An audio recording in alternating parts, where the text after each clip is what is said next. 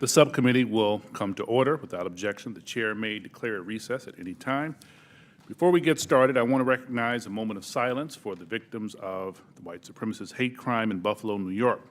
The subcommittee has focused intently on that threat in both open and closed hearings. It is utterly devastating to see more victims of this violence. Buffalo, our heart breaks for you.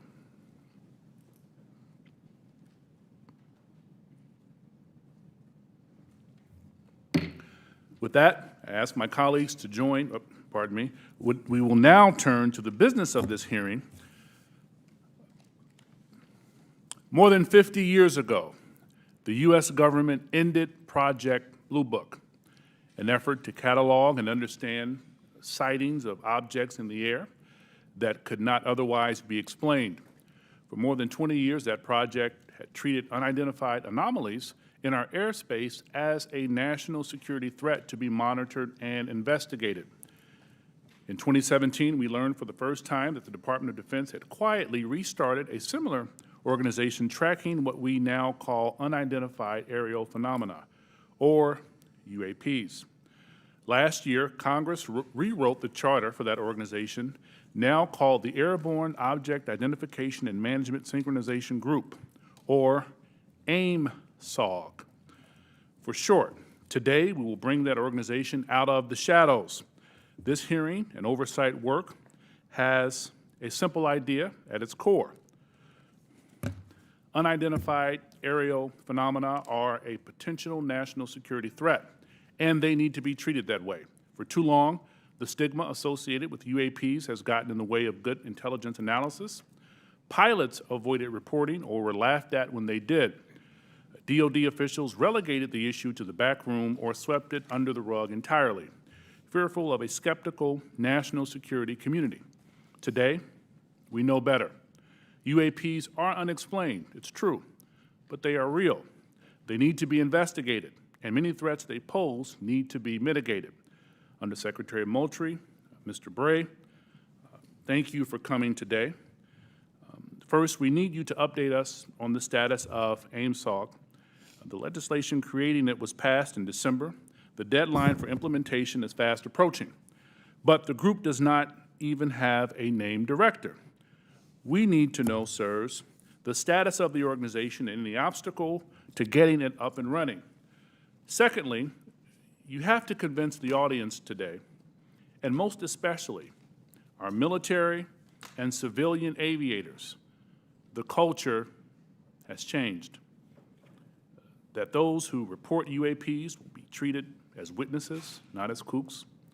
Thirdly, you need to show us, Congress, and the American public whose imaginations you have captured. You are willing to follow the facts where they lead. You know, we fear sometimes that the DoD is focused more on emphasizing what it can explain, not investigating what it can't. I'm looking for you to assure us today that all conclusions are on the table. One final note, we are mindful today that AIM-SOG is not starting from scratch. This is the third version of this task force in DoD, and civil society groups like the Mutual UFO Network, Mr. Corbell and others have been collecting data on this issue for years. I hope you'll explain how you can leverage the knowledge and experience of our prior work on this matter to move the AIM-SOG along. The last time Congress had a hearing on UAPs was half a century ago. I hope that it does not take 50 more years for Congress to hold another, because transparency is desperately needed. I now turn to Ranking Member Crawford for comments he'd like to make. Thank you, Mr. Chairman. Honorable Moultrie and Mr. Bray, thank you for coming here today. We appreciate it. To begin the open dialogue between Congress and the executive branch on this important topic.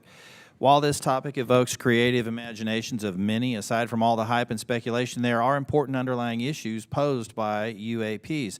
Despite the serious nature of this topic, I have to say I'm more interested in our understanding of Chinese and Russian hypersonic weapon development, or understanding why this administration was so slow to share actionable intelligence with the Ukrainians.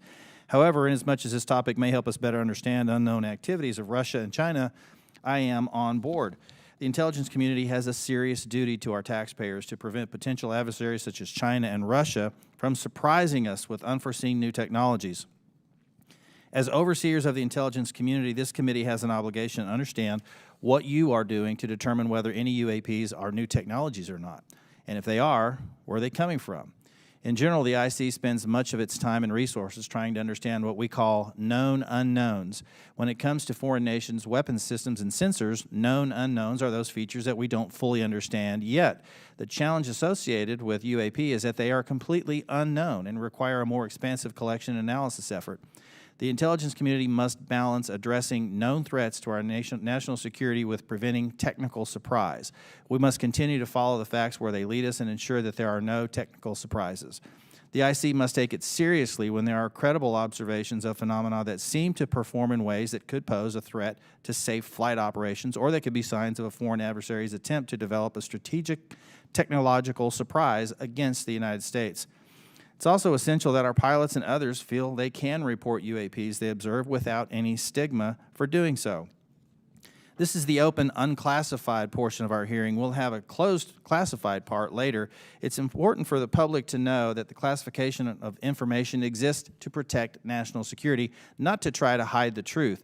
When we're trying to determine if any UAPs are new technologies being developed by foreign governments, we are inevitably going to run into classified information about what new systems and technologies we do know are in the works here or abroad.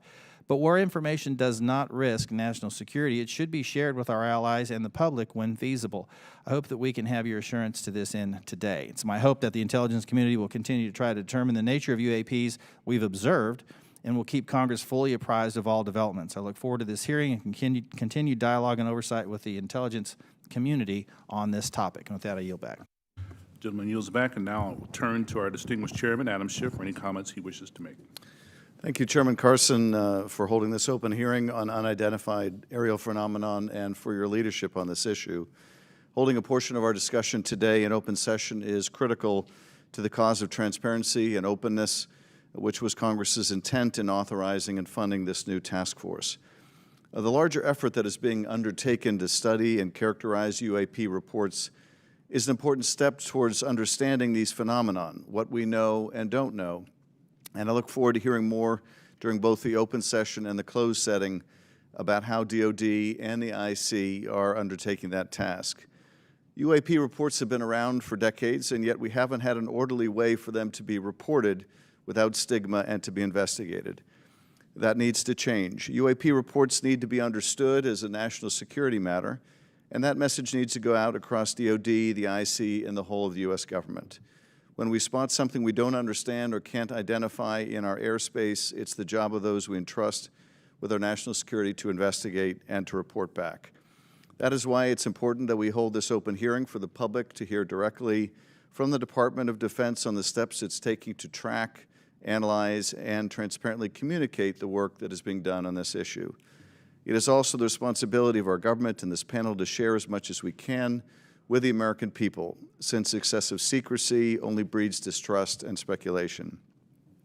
I look forward to hearing how the UAP task force is being stood up, what challenges they still face, and how this committee can make sure the task force is able to shed light on one of the world's most enduring mysteries.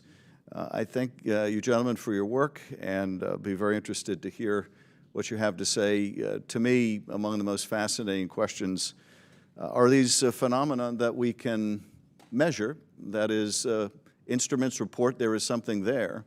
It is not the human eye confusing objects in the sky. There is something there, measurable by multiple instruments, and yet it seems to move in directions that are inconsistent with what we know of physics or science more broadly. And that to me poses questions of tremendous interest and as well as potential national security significance. So we look forward to hearing what you're able to report to us today in open session, and I want to thank Chairman Carson again for his extraordinary leadership on this issue, and I yield back. Chairman yields back. Thank you. With that, we will start our hearing. Under Secretary Moultrie, the floor is yours, sir. Thank you. Chairman Schiff, Committee Chairman Carson, Ranking Member Crawford, distinguished members of the subcommittee, it's a privilege to be here with you today to address your questions regarding unidentified aerial phenomenon, or UAP. I'm pleased to be joined by Mr. Scott Bray, the Deputy Director of Naval Intelligence, who will speak to the Navy's Unidentified Aerial Phenomenon Task Force, which laid the foundation for the efforts we will discuss today. First, I'd like to thank Congress for supporting the Department's UAP efforts. The NDAA for fiscal year 2022 has helped us to establish a dedicated office to oversee processes and procedures for the timely collection, processing, analysis, and reporting of UAP-related data. What are UAP? Put simply, UAP are airborne objects that, when encountered, cannot be immediately identified. However, it is the Department's contention that by combining appropriately structured, collected data with rigorous scientific analysis, any object that we encounter can likely be isolated, characterized, identified, and if necessary, mitigated. We know that our service members have encountered unidentified aerial phenomena, and because UAPs pose potential flight safety and general security risks, we are committed to a focused effort to determine their origins. Our effort will include the thorough examination of adversarial platforms and potential breakthrough technologies, U.S. government or commercial platforms, allied or partner systems, and other natural phenomena. We also understand that there has been a cultural stigma surrounding UAP. Our goal is to eliminate the stigma by fully incorporating our operators and mission personnel into a standardized data gathering process. We believe that making UAP reporting a mission imperative will be instrumental to the effort's success. The Defense Intelligence and Security Enterprise provides real-time support to our warfighters and mission personnel across all domains. To optimize the Department's UAP work, we are establishing an office within the Office of the Secretary of Defense. That office's function is clear: to facilitate the identification of previously unknown or unidentified airborne objects in a methodical, logical, and standardized manner. These goals will ensure that we are working closely with operational personnel on training and reporting requirements, developing data and intelligence requirements, standardizing and integrating processes and procedures for collection, operational surveillance, analysis, and reporting, leveraging our research and development capabilities to improve detection, characterization, and identification of UAPs, developing mitigating solutions and procedures, and identifying strategy and policy solutions. This effort will maximize collaboration and build upon already existing relationships with the Office of the Director of National Intelligence, the FAA, DHS, and the FBI. We are also committed to strong partnerships with the Department of Energy, NOAA, the DEA, NASA, and the national labs, and just as importantly, our international partners and allies. With regard to the importance of transparency, the Department is fully committed to the principle of openness and accountability to the American people. However, we are also mindful of our obligation to protect sensitive sources and methods.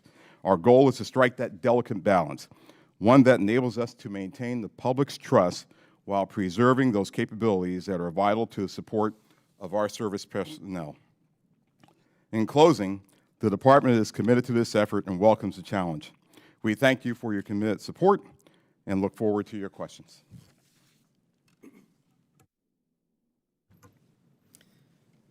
Chairman Schiff, Chairman Carson, Ranking Member Crawford, and committee members, thank you very much for the opportunity to be here today to highlight the ongoing work of the Department of Defense regarding unidentified aerial phenomena. Since the early 2000s, we have seen an increasing number of unauthorized and or unidentified aircraft or objects in military-controlled training areas and training ranges and other designated airspace. Reports of sightings are frequent and continuing. We attribute this increase in reporting to a number of factors, including our work to destigmatize reporting, an increase in the number of new systems such as quadcopters and unmanned aerial systems that are in our airspace, identification of what we can classify as clutter, mylar balloons, and other types of air trash, and improvements in the capabilities of our various sensors to detect things in our airspace. Almost 2 years ago, in August of 2020, Deputy Secretary of Defense Nordquist directed the establishment of the Unidentified Aerial Phenomena Task Force within the Department of the Navy. The UAP Task Force was built on the foundation of the Navy's initial efforts to respond to the reports from our aviators on unidentified objects observed in our training ranges. The basic issues then and now are twofold. First, Incursions in our training ranges by unidentified objects represent serious hazards to safety of flight. In every aspect of naval aviation, safety of our air crews is paramount. Second, intrusions by unknown aircraft or objects pose potential threats to the security of our operations. Our aviators train as they would fight. So any intrusions that may compromise the security of our operations by revealing our capabilities, our tactics, techniques, or procedures are of great concern to the Navy and the Department of Defense. From the very beginning, we took these reports very seriously. We instituted a data-driven approach to the investigations where we could collect as much data as possible and use all available resources to analyze and make informed decisions on the best ways to address our findings. Our main objective was to transition UAP efforts from an anecdotal or narrative-based approach to a rigorous science and technology engineering-focused study. This data-driven approach requires input from a wide variety of sources. In the early stages, the task force worked to standardize the reporting mechanisms and processes to make it as easy as possible for personnel to report any engagement so that we were getting that wide range of reporting that we needed. We also spent considerable efforts engaging directly with our naval aviators and building relationships to help destigmatize the act of reporting sightings or encounters. And we worked with naval aviation leadership to provide additional equipment to record any encounter. Navy and Air Force crews now have step-by-step procedures for reporting on a UAP on their knee board in the cockpit and in their post-flight debrief procedures. The direct result of those efforts has been increased reporting, with increased opportunities to focus a number of sensors on any objects. The message is now clear. If you see something, you need to report it. And the message has been received. In fact, recently, I received a call from a senior naval aviator with over 2,000 flight hours. He called me personally from the flight line after landing to talk about an encounter that he had just experienced. Those were just the initial steps. We also made a concerted effort to assemble subject matter experts from across the Department of Defense and the intelligence community and other U.S. government agencies and departments. We forged partnerships with the research, development, and acquisition communities, with industry partners, and with academic research labs, and we brought many allies and international partners into our discussions on UAP. Additionally, subject matter experts from a wide variety of fields, including physics, optics, metallurgy, meteorology, just to name a few, have been brought in to expand our understanding in areas where we may not have organic expertise. In short, we've endeavored to bring an all-hands-on-deck approach to better understand this phenomena. So what have we learned so far? Any given observation may be fleeting or longer. It may be recorded or not. It may be observable by one or multiple assets. In short, there's rarely an easy answer. For example, let me share with you the first video that we have here today, which shows an observation in real time.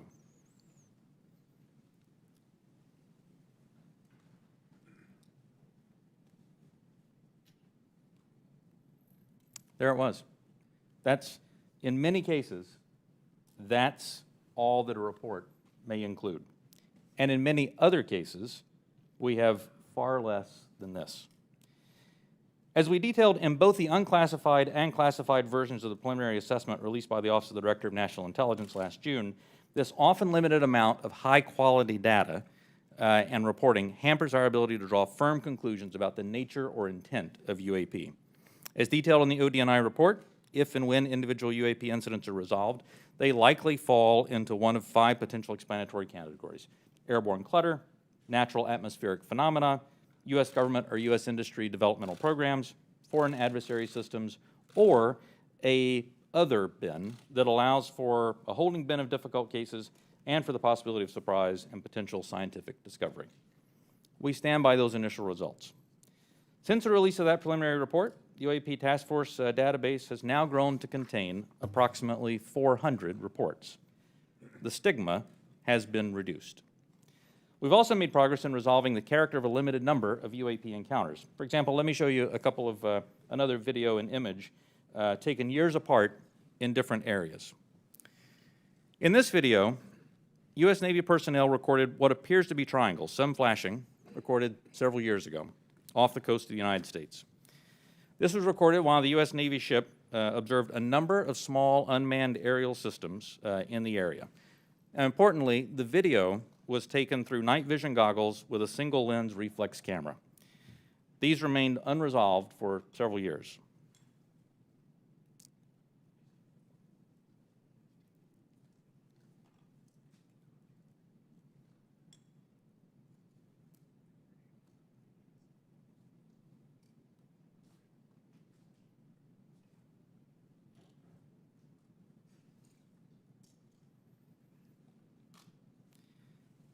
Several years later, and off a different coast, U.S. Navy personnel, again in a swarm of unmanned aerial systems, and again through night vision goggles and an SLR camera, recorded this image.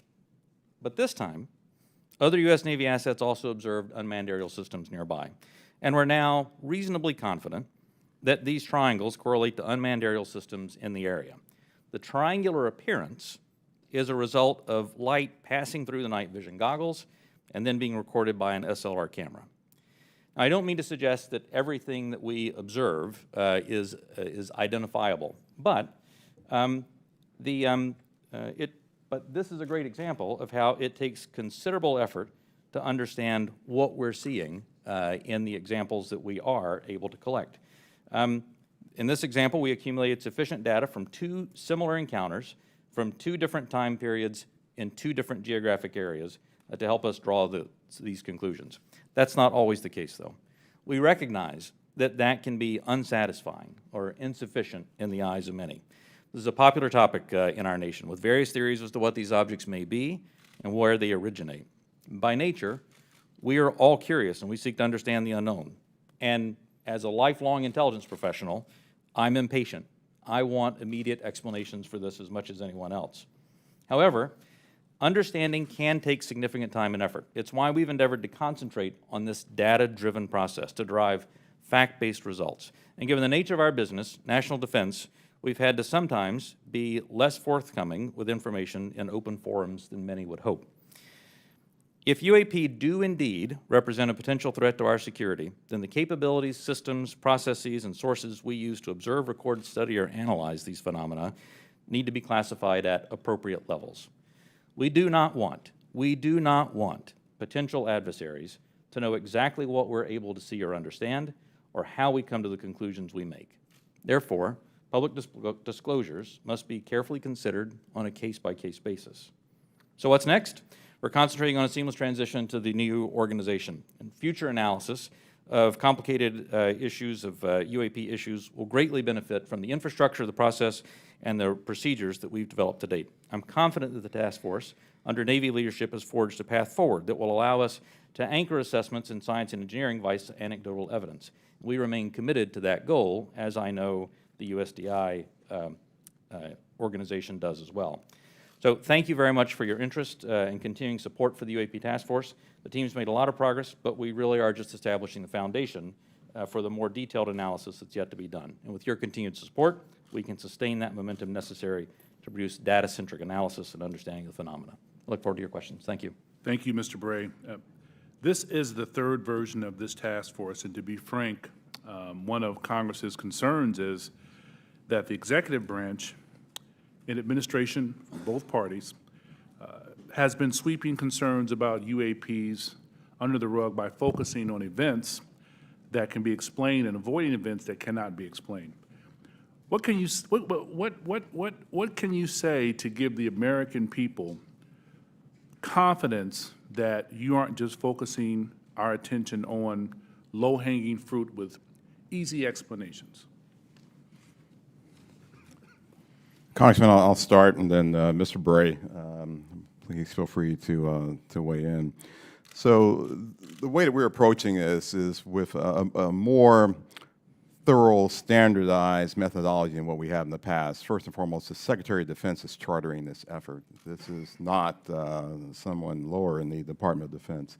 And he has assigned that task to the Office of Secretary of Defense, the Undersecretary for Intelligence and Security, that's me, because I'm responsible for looking at intelligence matters, I'm responsible for security matters. This is potentially both. So when you start concerning ourselves with the safety of our personnel, the safety of our installations and bases, there's no other higher priority than what we have than actually getting after this. And as you have stated, we have been assigned that task to actually stand up an office, the AIM-SOG, which I believe the name, sir, will likely change. But we have moved forward in terms of moving to establish that office. We have, as of this week, picked a director for that effort, a very established and accomplished individual.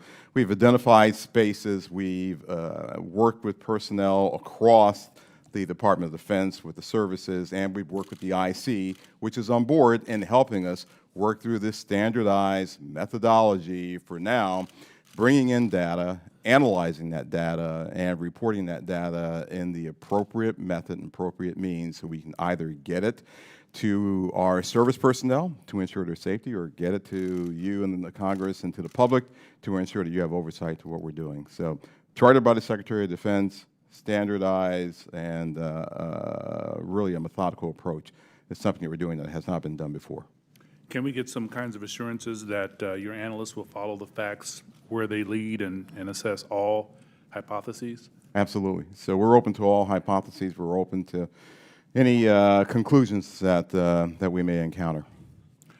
Quickly, before I pass it to the ranking member and Chairman Schiff, I want to thank you both for taking the time, and I had a good time meeting with you last week, Director Moultrie, Undersecretary Moultrie. It's fair to say that you are a science fiction fan, is that correct? It is fair to say that I am an inquisitive mind who has spent 40 years in the intelligence field and has focused on both science and science fiction. That is fair. Could you tell us about it? Yeah, well, yeah, look, my generation grew up looking at space sagas and the Apollo program. So all of us who grew up in the 60s were just thrilled by watching our first astronaut land on the moon. That was a momentous occasion. To people who were of different generations, some of them didn't believe that it happened. I still have relatives and friends who don't believe it happened, right? Science fiction to them. But to us, it was, no, that's the progress that we've made. And so I was enthralled by that, and I've taken that to heart. I enjoy the challenge of what may be out there. I have mentioned to you that, yes, I have followed science fiction. I have gone to conventions, even. I'll say it on the record. Got to break the ice somehow. But, you know, I have done that, right? But there's nothing wrong with that. Don't necessarily dress up, but I do, you know, I do believe that it's important to show that the Department of Defense has, you know, we have character, and we're people just like you, just like the American people. We have our inquisitiveness. We have our questions. We want to know what's out there as much as you want to know what's out there. We get the questions not just from you, we get it from family members.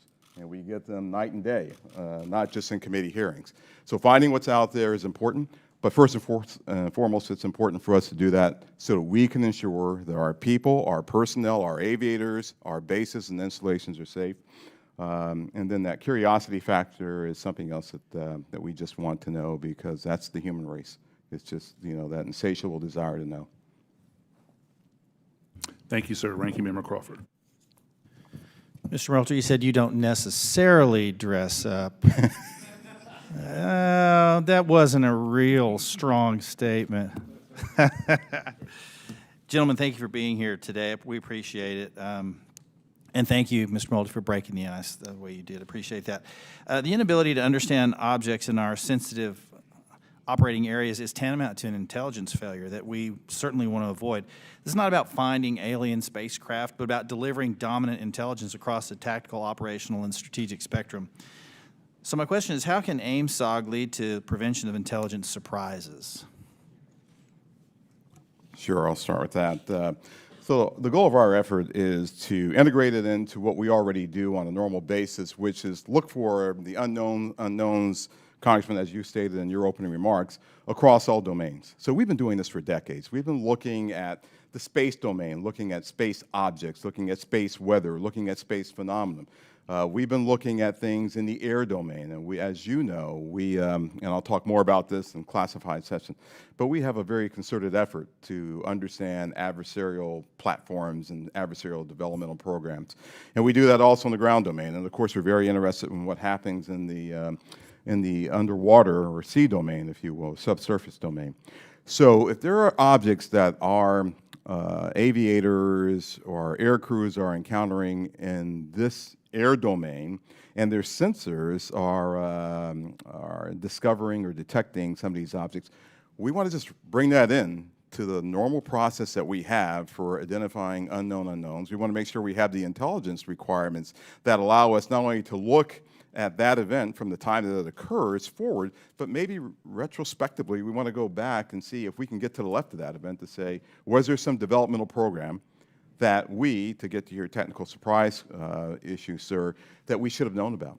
And if so, how do we put that intelligence requirement in place to ensure that we are following an adversarial development or any other development that may be out there? So that's what we want to do in terms of normalizing this and bringing it into the normal process of how we identify unknown unknowns. So you mentioned fidelity, and I think it's important to talk about the relationship from the Navy as the lead agency on this. How do you interact with Space Force, Air Force to create that degree of fidelity? We're talking about sensors and so on, and I guess where I have some concerns that many of the images that we see commonly in this committee and even in open source, the resolution and the clarity that would allow a robust technical intelligence analysis is challenging. So is AIMSOG prepared to address the quality and quantity of data collected on UAP to advance intelligence collection, and do you have the adequate sensors you need to collect that high-quality data?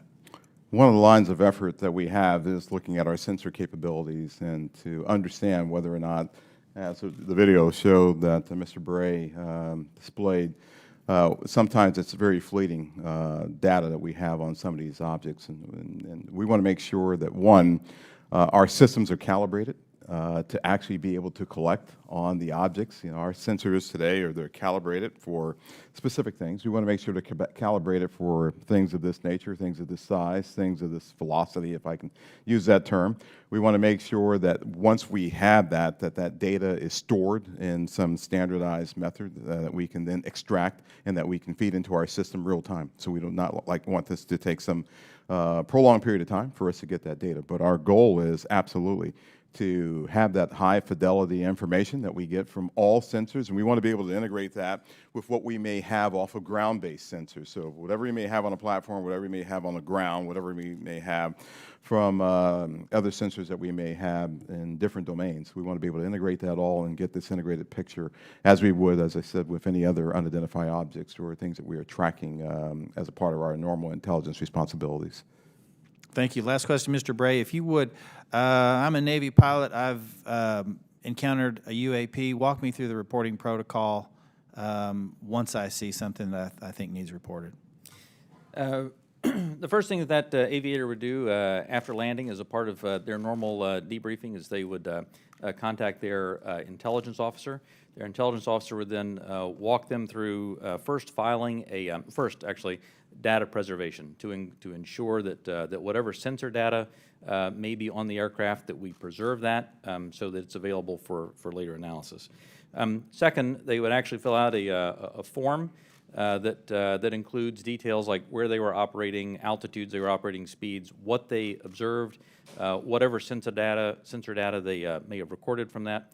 And then that report is filed. It goes two places. One, it goes through the operational chain of command so that operational units are aware of what's being observed, and also through the UAP task force so that they can take that data, database it, and quite often have individuals from the task force contact the aviator and ask them additional questions if there were things that weren't clear in the report.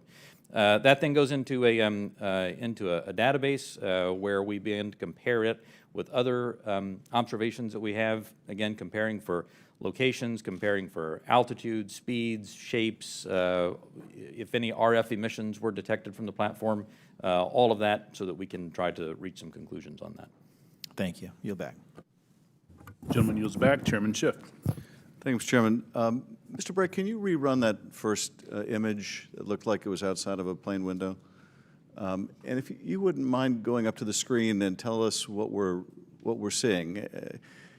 Not that you can necessarily tell us what we're seeing, but Right. explain what we should be looking at in that first image. Absolutely. And Alexi, what I'll ask is if you can stop it at a certain point.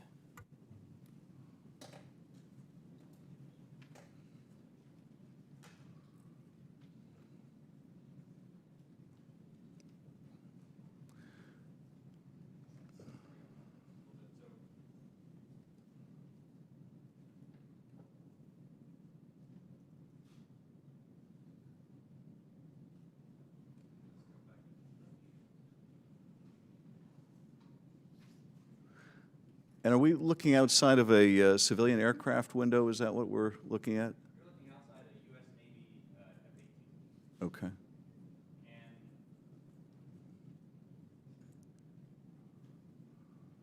it's great, shows how difficult the analysis is. Go just a little farther forward, Alexi.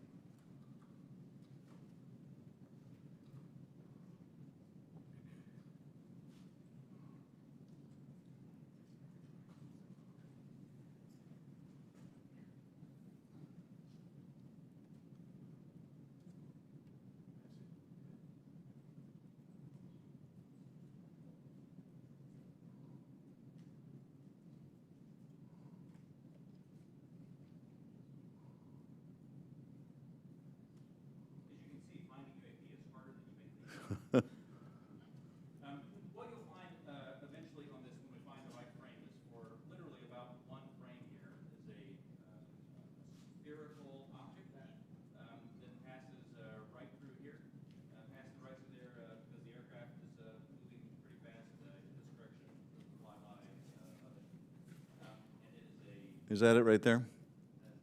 that is it, there we go, off in the distance. Can you point to the screen again what we're supposed to be looking at?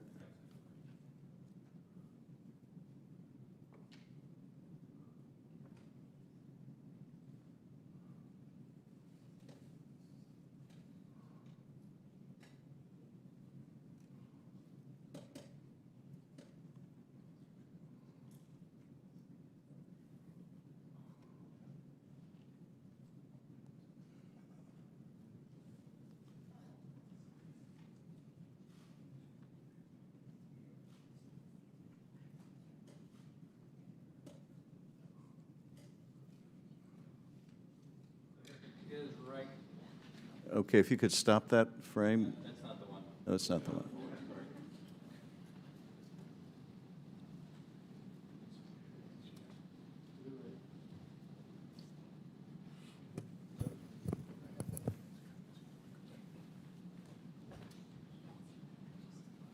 Alexi, just push play. Let's see if.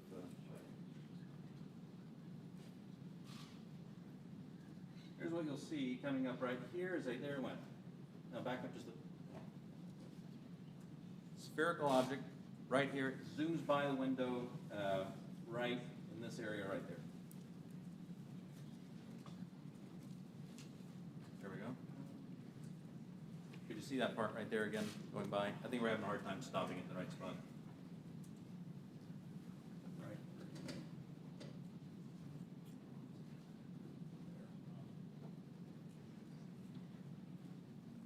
Okay. So as you can see, it's difficult, and I think a part of the issue here is the laptop we're working with is not as easy for stopping that video in the right spot. We'll describe what we have seen in that. What are we observing? What you see here is aircraft that is operating in a U.S. Navy training range that has observed spherical object in that area, and as they fly by it, they take a video. You see it looks reflective in this video, somewhat reflective, and it quickly passes by the cockpit of the aircraft. And is this one of the phenomena that we can't explain? I do not have an explanation for what this specific object is. And is this one of the situations where it is, that's the object that we're looking at right there? Thank you. And is this a situation where it was observed by the pilot and it was also recorded by the aircraft's instruments? We'll talk about the multi-sensor part in a later session. But in this case, we have at least that.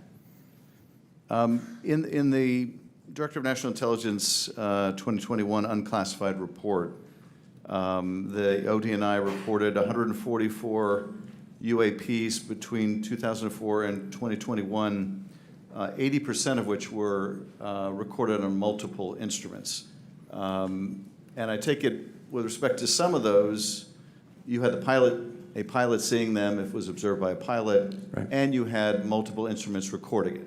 So you really have three sensors, the human sensor and two technical sensors detecting the object, is that? For the majority of incidents that we had in the last year's report, the majority had multi-sensor data. When I talk about the 400 reports that we have now, that number will certainly go down because a lot of those new reports that we have are actually historic reports that are narrative-based. So that percentage will go down just as a factor of the fact that the destigmatization has resulted in more narrative reports. And that's the object we're looking at right there now, right? That's it right there. Okay. Last year's report also said that of those 144, 18 of them reportedly appeared to exhibit unusual flight characteristics, appear to demonstrate advanced technology, and some of them appeared to remain stationary in winds aloft, move against the wind, maneuver abruptly, or move at considerable speed without discernible means of propulsion. That's pretty intriguing. And if you're able to answer this in this setting, are we aware of any foreign adversary capable of moving objects without any discernible means of propulsion?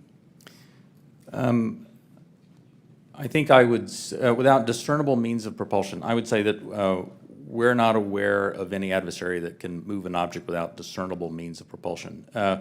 The question then becomes, in many of these cases where we don't have a discernible mean of propulsion in the data that we have, in some cases there is likely sensor artifacts that may be hiding some of that. There's certainly some degree of something that looks like signature management that we have seen from some of these UAP, but I would caution. I would simply say that there are a number of events in which we do not have an explanation, and there are a small handful in which there are flight characteristics or signature management that we can't explain with the data that we have. We'll continue. Those are obviously the ones that are of most interest to us. Earlier, when we asked about how you avoid technological surprise, the biggest way you avoid technological surprise is by collecting this type of data and by, importantly, calibrating the assumptions that you go into with how you do that analysis. I'll tell you, within the UAP task force, we have one basic assumption, and that is that generally speaking, our sensors operate as designed. And we make that assumption because many times these are multi-sensor collections. We make no assumptions about the origin of this or that there may or may not be some sort of technology that we don't understand. That's, I think, the key to avoiding technological surprises by calibrating those assumptions. And finally, with respect to the second two videos showing the small triangles, the hypothesis is that those are commercial drones that, because of the use of night vision goggles, appear like triangles. Is that the operating assessment? Some type of drone, some type of unmanned aerial system, and it is simply that light source resolves itself through the night vision goggles onto the SLR camera as a triangle. And have we, in order to prove that hypothesis, flown a drone and observed it with that same technology to see whether we can reproduce the effect? The UAP Task Force is aware of studies that have done that. Okay. Thank you, Mr. Chairman. I yield back. Gentleman yields back. Dr. Winstrup. Thank you, Mr. Chairman. Thank you all for being here. My first question is, through this process where there's been sightings, have the sightings been stationary, or have they always been sighted from a moving object, from a plane or a ship that may be moving? Have these reports ever come from a stationary object being observed in the sky? The UAP Task Force does have reports from reports from a stationary observer. Because there's a difference observing something when you're moving as Right. well. It's physics, right? So that's Right. why I asked that question. Are we capable, or have we made any breakthroughs, or anyone made any breakthroughs, to be able to cite something and make some determination at all of its composition, whether it's a solid or a gas? Is there any such capability? From Not asking what, I'm just. Right. From some of the returns, I mean, it's clear that that the majority, well, it's clear that many of the observations that we have are physical objects from the sensor data that we have. Well, gas is physical, is a physical object. It can be, and so, and you see where I'm going with this. I'm trying to determine what it is we're looking at. So if we can decide if something is a solid or a gas, and if there have been any conclusion on its capabilities, like its capabilities of movement, of turning, going, 180 degrees or 90-degree turn, anything along that line that we've been able to determine. Within the, and again, I should point out that, that there is not a single explanation for UAP. There are a lot of different things that are unidentified aerial phenomena. Basically, we really don't know much on that. That's all I'm trying to get at. And I'm pleased that you have protocol right now for our military, but are there any non-military reports coming forward of similar events, or is it all coming from military? The UAP Task Force has a very good working relationship with the FAA. They have very good working relationship with other parts of the U.S. government so that we can ingest reports from Do we have from any those sources. reports non-military? Yes. Thank you. That's my question. And do we need to put out protocol for civilians that may be in that arena, like through FAA? Do you think that would be appropriate and helpful? I think standardized reporting, without a doubt, is key to helping us get to ascertain what some of these are. I think it would be important as well. There are other people besides the U.S. that have had these experiences and reported them? Is that correct? There are, that's correct. Is it all of our allies, or is it allies and adversaries? What have we learned publicly? So some of that, I think, sir, we'll save for closed session. Well, that goes to my next question. Publicly, have others made anything which would not have to be considered closed? I don't want you to answer what they've said necessarily. Allies have seen these. China has established its own version of a UAP task force, so clearly a number of countries have observations of things in the airspace that they can't identify. And do we share data with some, with all? Are they sharing with us? We share data with some, and some share data with us. But not necessarily all that have publicly reported something? That's correct. Okay. And I think that's an important thing, and for the other session, actually, that we don't discuss that now. Because, obviously, something like this can be a national security challenge for us, no doubt about it. If they're developed by an adversary through some breakthrough technology, they can be very disruptive to our military actions, or at least serve as a distraction. So my caution would be careful who we share our data with, and don't necessarily trust some of the data we may get from someone else.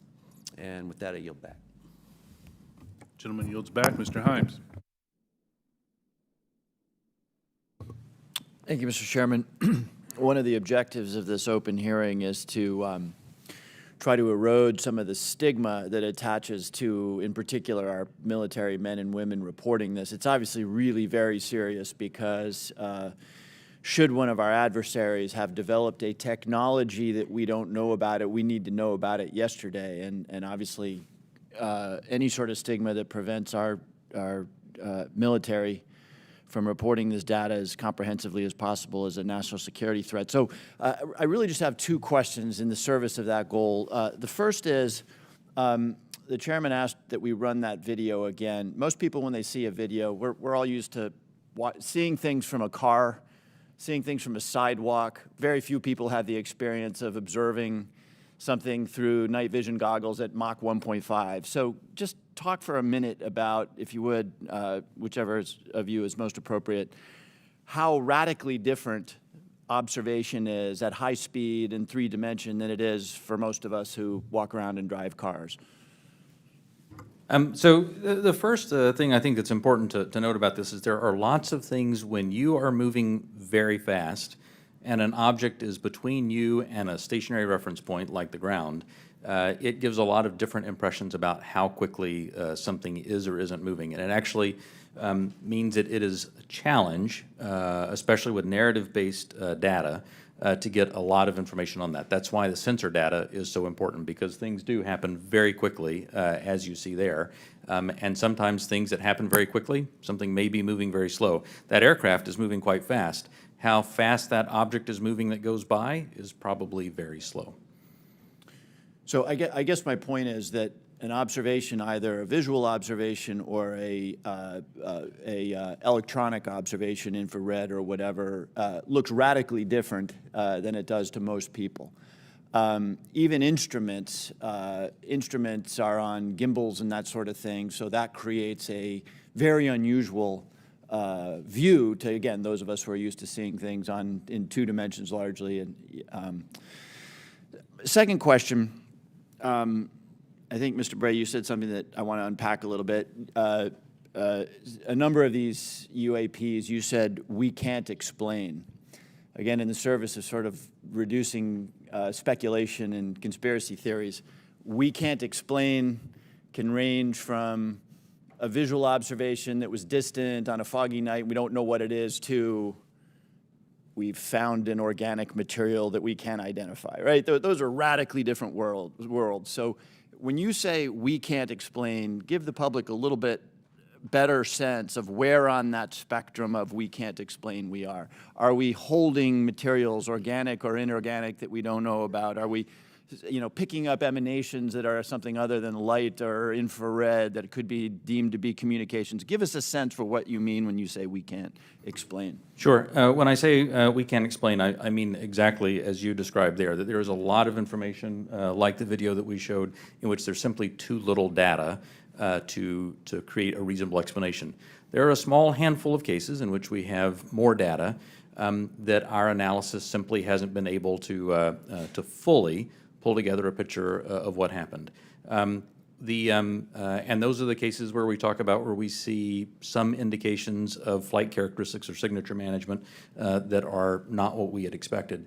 When it comes to material that we have no material. We have detected no emanations within the UAP task force that would suggest it's anything non-terrestrial in origin.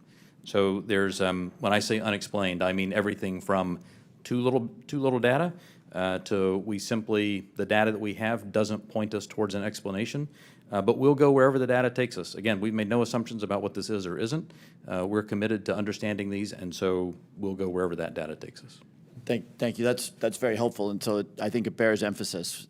When you say we can't explain, everything that you can't explain is in a bucket called data. Is that correct? And that would mean data collected by sensors, visual observations, everything that we can't explain, quote unquote, is in a bucket called data. Right. A narrative report from the early 2000s, if it just had a little bit of information on it, would be in our database and it would be unresolved. I would add to that, it's insufficient data. I mean, that's one of the challenges we have.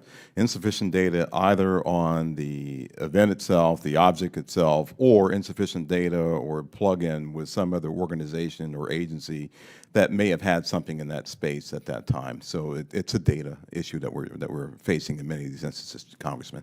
Understood. Thank you very much. Yield back. Gentleman yields back. Mr. Gallagher. Thank you, Mr. Chairman. Thank you for allowing me to join this hearing. I really appreciate the witness's testimony.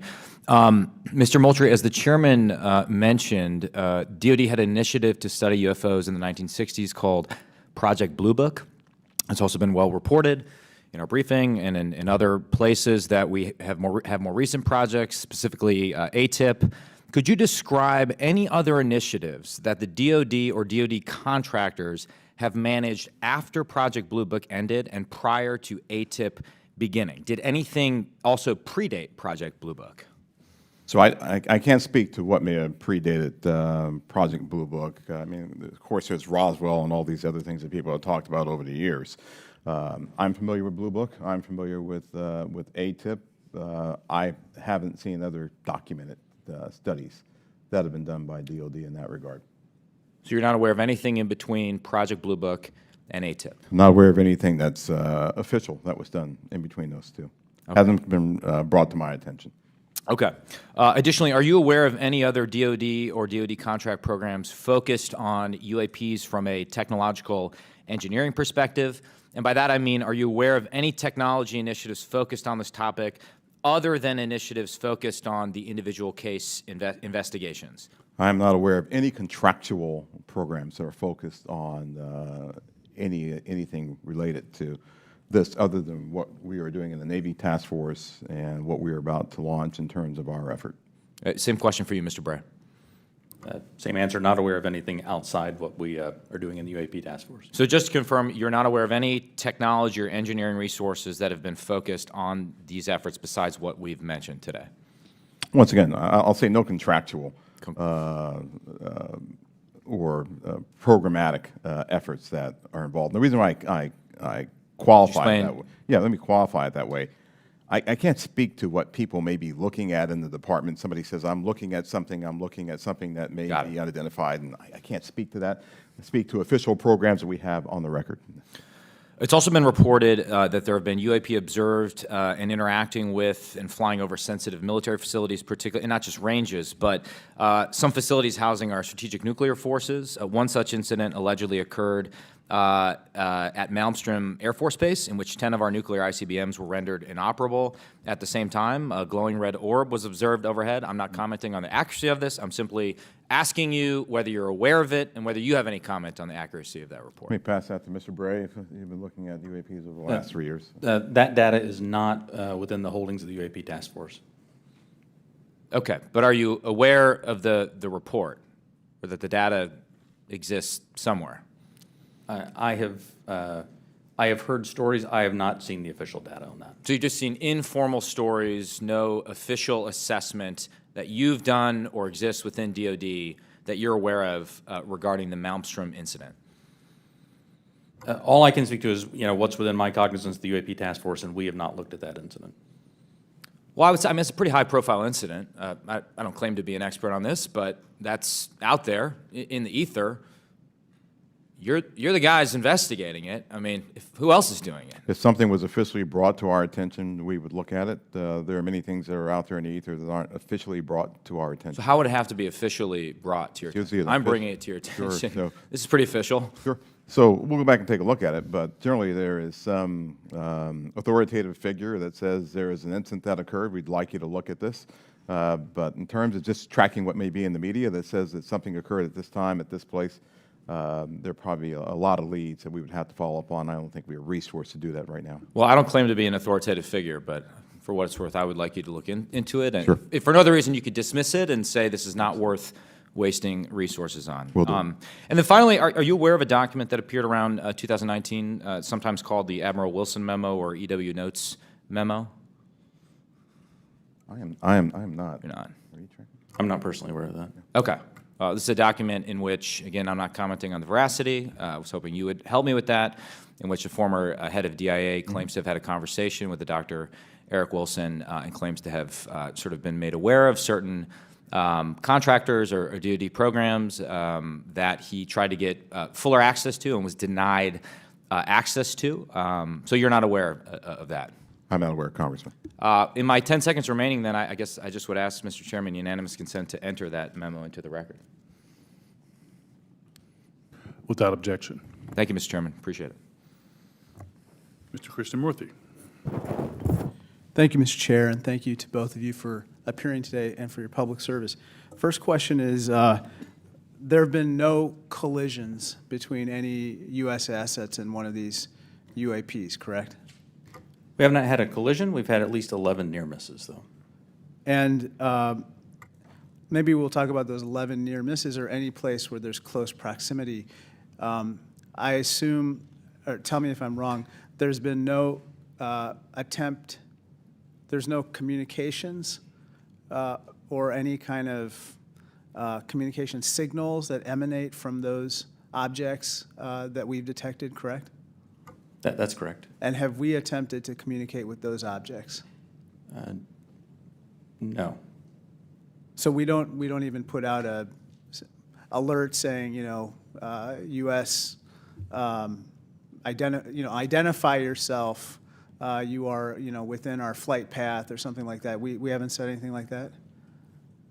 We've not put anything out like that. Generally speaking, for example, in the video that we showed earlier, it appears to be something that is, unmanned, appears to be something that may or may not be in controlled flight, and so we've not attempted any communication with that. Okay, so, and I assume we've never discharged any armaments against a UAP, correct? That's correct. How about wreckage? Have we come across any wreckage of any kind of object that has now been examined by you? The UAP task force doesn't have any wreckage that isn't explainable, that isn't consistent with being of terrestrial origin. Do we have any sensors underwater to detect on submerged UAPs? Anything that is in the ocean or in the seas? So I think that would be more appropriately addressed in closed session, sir. Okay.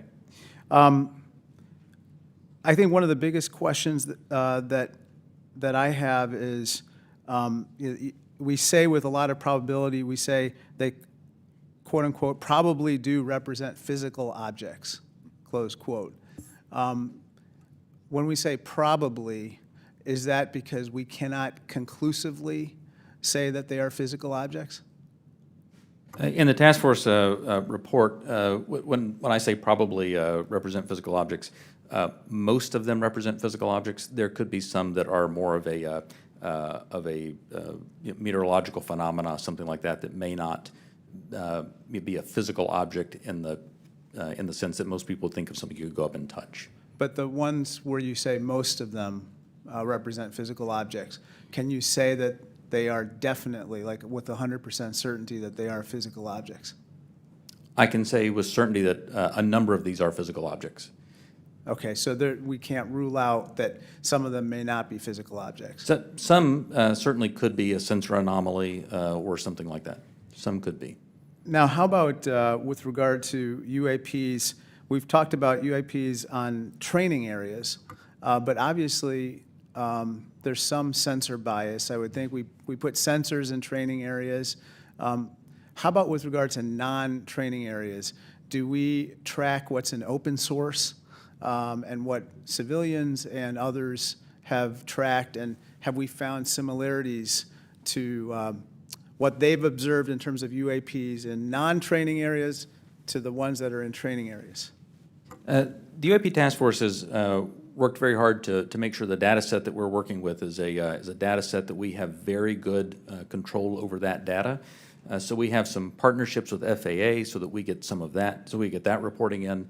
But if it comes to just open source reports or someone says that they saw something, that generally does not make it into our database. So basically, it sounds like we have a good partnership with FAA, but apart from FAA, we don't have partnerships with other agencies or other entities that might be tracking so that we could enlarge our data set to make comparisons. So we will. So that's the goal of this next effort, will be to expand that relationship with the rest of government and the interagency, so we can understand what they're seeing, what we're seeing. We can correlate on each other's holdings Because and I hopefully think, resolve this. sorry to interrupt, but I think that we might have a bias right now going on with regard to just reporting on UAPs being in training areas when we don't really track what's happening elsewhere. Last question, have our encounters with UAPs altered the development of either our offensive or defensive capabilities or even our sensor capabilities?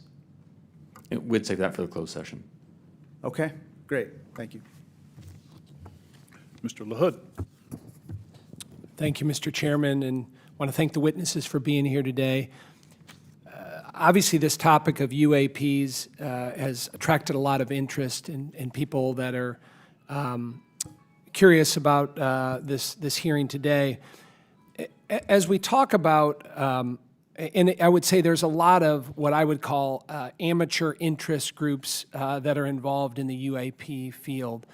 My question is, when there are unsubstantiated claims or manufactured claims of UAPs or kind of false information that's put out there, what are the consequences for people that are involved with that or groups that are involved with that? So one of the concerns that we have is that there are a lot of individuals and groups that are putting information out there that that could be considered to be somewhat self-serving.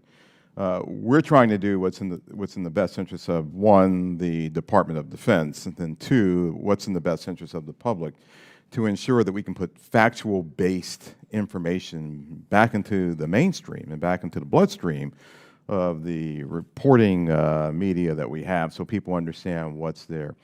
It's important because we are attempting, as this hearing has drawn out, to understand, one, what may just be natural phenomenon, two, what may be sensor phenomenology or things that were happening with sensors, three, what may be legitimate counterintelligence threats to places that we have or bases or installations, or security threats to our platforms.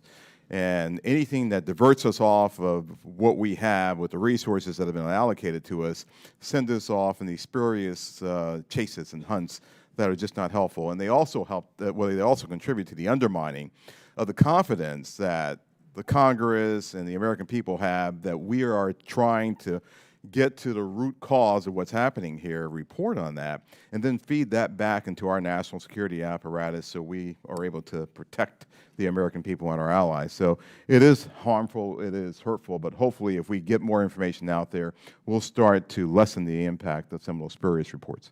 So just taking that a step further, so that misinformation, false narratives, manufactured, so what are the consequences? Are there legal consequences? Are there examples that you can give us where people have been held accountable by this misinformation or disinformation? I can't give you, any examples where somebody's been legally held liable for putting something out there, but... Well, I guess what's the deterrent from people engaging in this activity? I don't know. I don't have that answer. That's something that, welcome the dialogue with Congress to talk about that with the members who, help legislate those laws to say what should be the legal ramifications that we could use to potentially hold individuals accountable, whether it be citizens or information that might be injected into our media by other forces or other countries, if you will. And in terms of DOD's review and analysis in this field, I mean, is there a standard in place when it comes to UAPs? I mean, is there any guidance you look to that's codified in law or otherwise within DOD that kind of sets out the standards for UAPs and what to look for? I think that's part of what the group that we're standing up now will be chartered to do. We're actually, from my organization, we'll be looking at policy and standards that we have to come to you and work with you to actually put in place and promulgate across our government. Thank you. I yield back. Gentleman yields back. Mr. Welch. Thank you. I'm going to follow on the line of questions from Mr. LaHood. Gentlemen, what seems incredibly difficult for you is that there's two almost competing but different narratives. One is no one knows whether there's extraterrestrial life. It's a big universe, and it would be pretty presumptuous to have a hard and fast conclusion. And then if there is, it's not beyond the realm of possibility that there is some exploration coming here. And that underlies a lot of the reports you get. I think Mr. LaHood was asking about that. People think there must be extraterrestrial life, and it's not at all beyond the pale that there would be a visit here. On the other hand, as the DoD, you have the responsibility to make sure that our national security is protected, and that if there are surveillance drones or active drones that can disable our systems, that has to be analyzed, has to be stopped. So how do you divide how do you separate your responsibilities where you get all these reports from folks who maybe in good faith, maybe not, believe that you should be investigating every possible report of a extraterrestrial incident? I'll start with you, Mr. Moultrie. Sure, indeed, Congressman, and thank you for the question. It's important that we, as a part of this effort, really build out the relationship that we have with others, including NASA, and for the reasons that you just pointed out. So there are elements in our government that are engaged in looking for life in other places, and they have been doing that for decades, right? They've been searching for extraterrestrial life.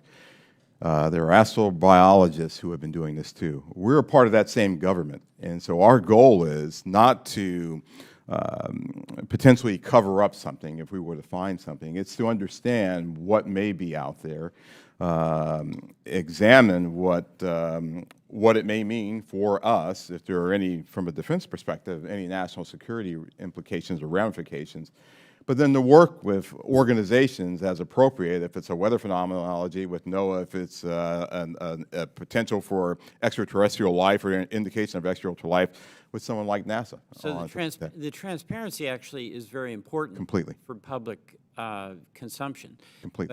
But we're going to have a classified briefing, and without going into the details of what kinds of secrets that we can't share here, what is it? What are we protecting? I don't know if you can answer this question in this open forum, but in fact, your perception of what it is we have to, quote, protect. So I think right now what's really important for us to protect is how we know certain things. So there are a lot of things that we know, whether it be about the thinking of other leaders around the world, the weapon systems that are being developed, or how we detect things that may be threats to us.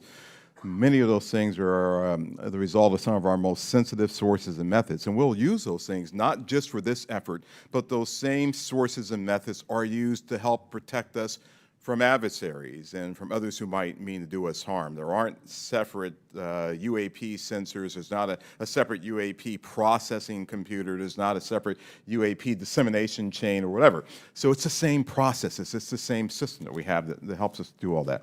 We need to protect that because this is something that we're looking at, but we're sure there are going to be other things that we'll look at in the future that will need those same sensors, we'll need those same sources and methods to help us do. So we're protecting the fact of that this nation has developed capabilities that enable us to know what may be threats to us and to counter those threats before they become something of a national issue. Thank you very much. I want to thank both you, Mr. Bray, and you, Mr. Moultrie, for your appearance today. I yield back.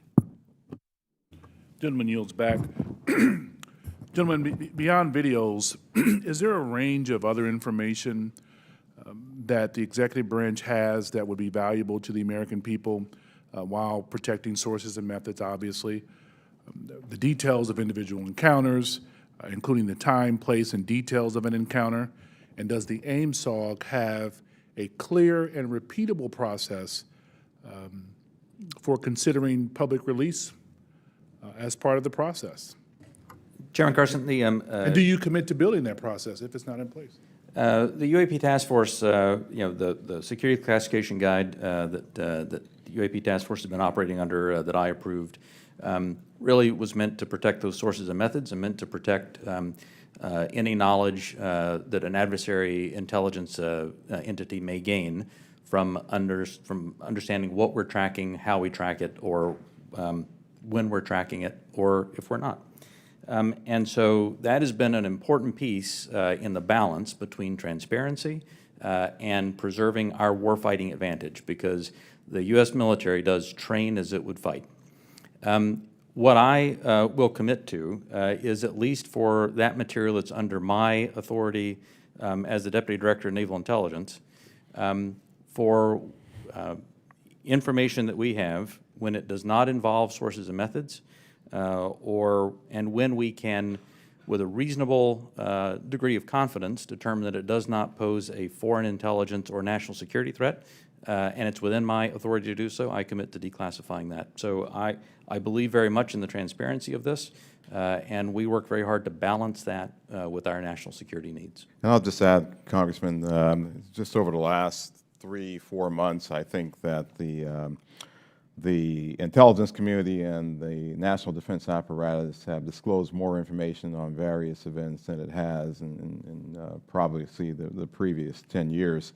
You have our commitment to work closely with the Director of National Intelligence and others in the declassification and downgrading of intel apparatus to ensure that we can get whatever information that we can out to the American people and to the public writ large.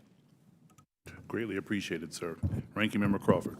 Thank you, Mr. Chairman. Representative Stefanik is en route, I believe, just real quickly, but in the interim, if I could, if you'll indulge me, I just have a couple of real small questions. One is, do we have an example? Can you cite a specific example of an object that can't be explained as having been human-made or natural? I mean, the example that I would say that that is still unresolved, that I think everyone understands quite well, is the 2004 incident from Nimitz. We have data on that, and it simply remains unresolved. Does not mean it resolves to being something, right, that is easily explainable or well, obviously it resolves to being something that is difficult to explain.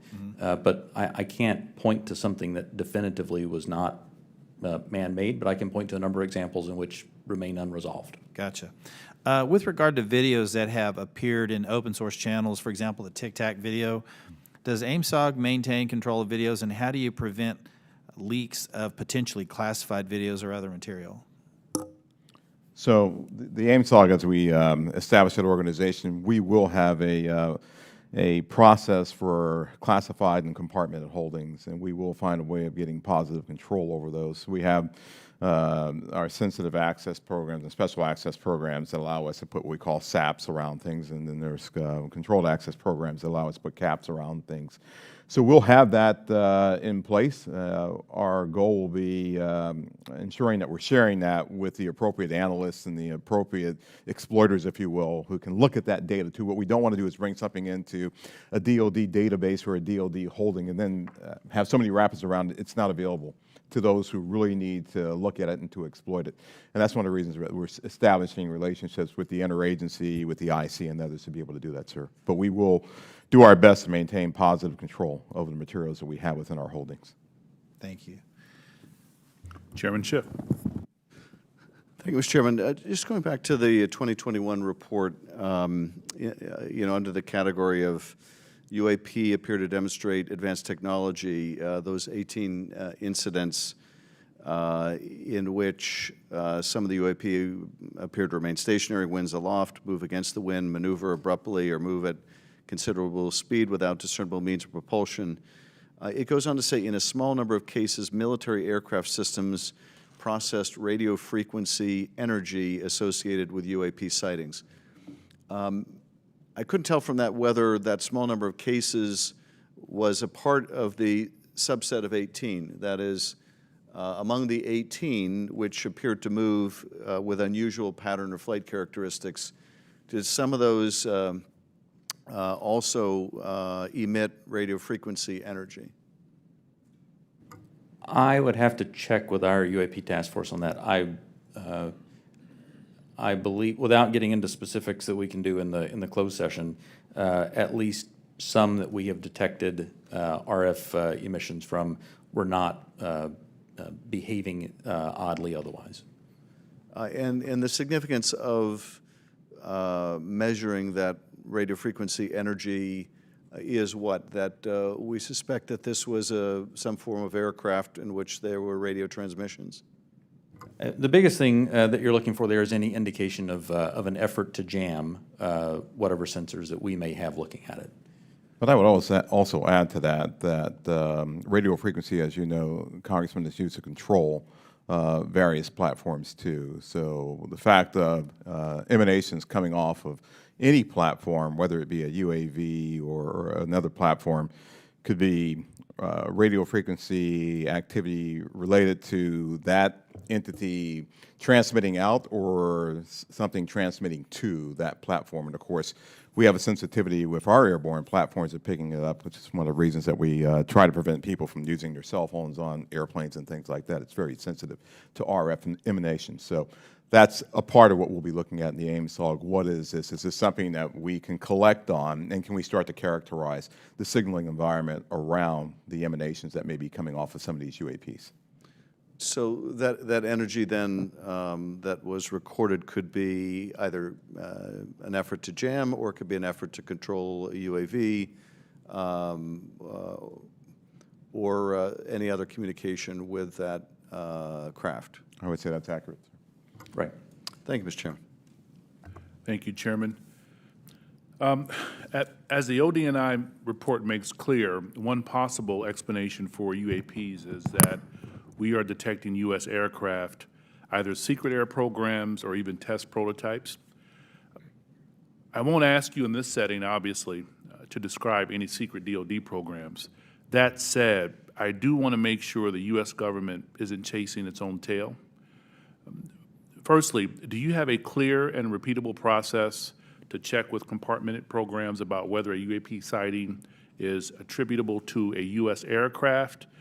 Secondly, does the AIMSOG staff have the clearances and read-ons that they need to investigate all of these incidents? And thirdly, when your staff cannot be read on, are your questions to those who are read on even being answered?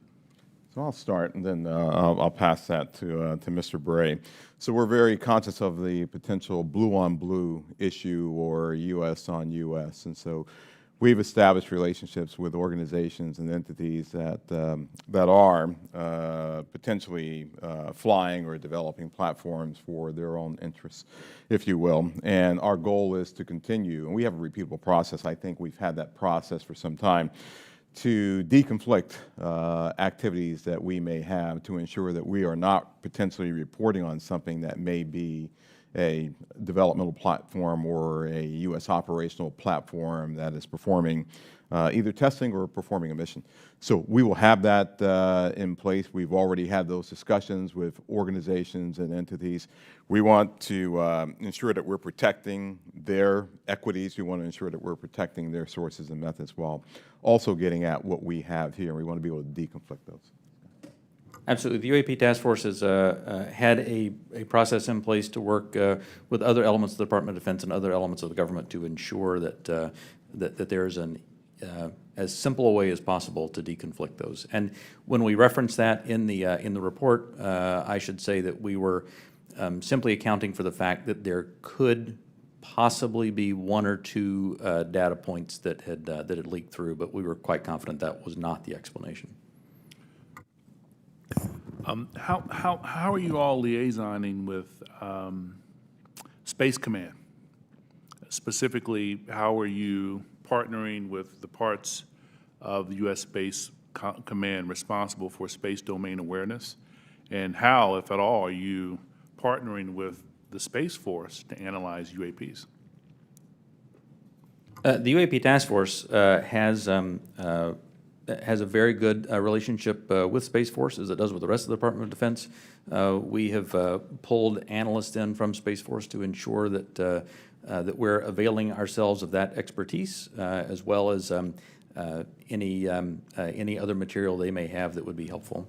And Congressman, as you know, Space Force and Space Command, they have responsibility for space domain awareness. So what we've done, we coordinated with Space Force, we coordinated with their J2, and she is on board in terms of helping us plug into what they have and for us to have this interactive exchange of information and data. And we're doing that with all the services, not just with Space Force or Space Command. Thank you, sir. Ranking member, any additional questions? All right, Chairman Schiff. All right. With that, I want to thank you all for taking the time out. I also want to thank my colleagues on both sides of the aisle for participating in this very historical and important hearing. I think it's one of the few times we can demonstrate some degree of bipartisanship around UAPs and UFOs. So I love it. Appreciate it. Thank you. And we will see you all. We will recess this hearing for the moment and return in a closed session at noon.